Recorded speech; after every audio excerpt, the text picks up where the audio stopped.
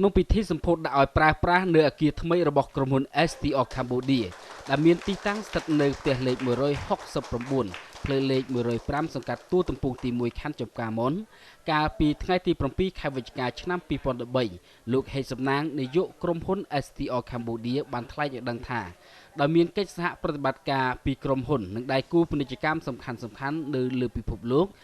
ក្រុមហ៊ុន STO Cambodia បានទទួលអាជ្ញាប័ណ្ណក្នុងការនាំចូលនិងចែកចាយទាំងគ្រប់គ្រងនៅសម្ភារៈផលិតផលជាច្រើនដែលបម្រើដល់ការសម្អាតទាំងគេហដ្ឋានខ្ពស់សំណង់បុរីនិងខុនដូជាដើម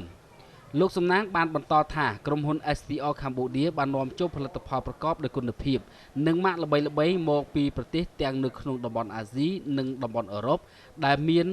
ដូចជាសហរដ្ឋអាមេរិកបារាំងហុងកុងម៉ាឡេស៊ីចិនកូរ៉េវៀតណាមសិង្ហបុរីជាដើម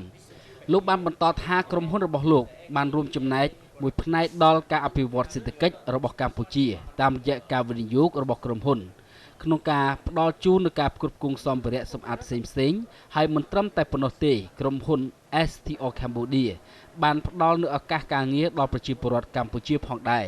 លោកអាំប៊ីនហាមីតនាយកតំណាងឲ្យក្រុមហ៊ុន NAS ដែលជាដៃគូពាណិជ្ជកម្មរបស់ក្រុមហ៊ុន STO Cambodia បានអបអរសាទរចំពោះការដាក់ឲ្យប្រើប្រាស់នៅអគារថ្មីរបស់ក្រុមហ៊ុន STO Cambodia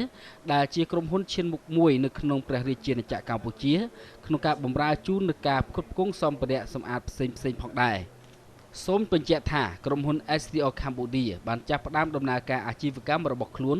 ក្នុងការផ្គត់ផ្គង់សម្ភារៈសម្អាតផ្សេងៗតាំងពីឆ្នាំ2012មកម្ល៉េះ។